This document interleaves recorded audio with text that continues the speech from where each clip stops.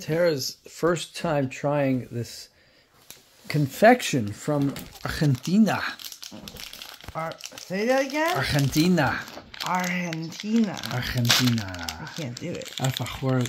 How does it say? Alfajores? No. Alfajores. And it's leche.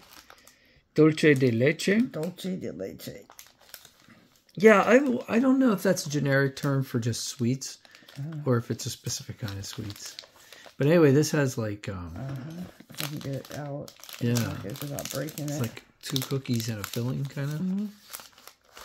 It smells sweet. Oh, it's sweet. Oh. Oh.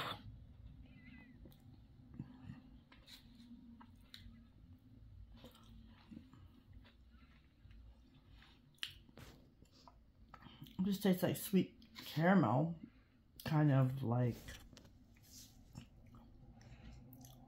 Do you like it? Coconut.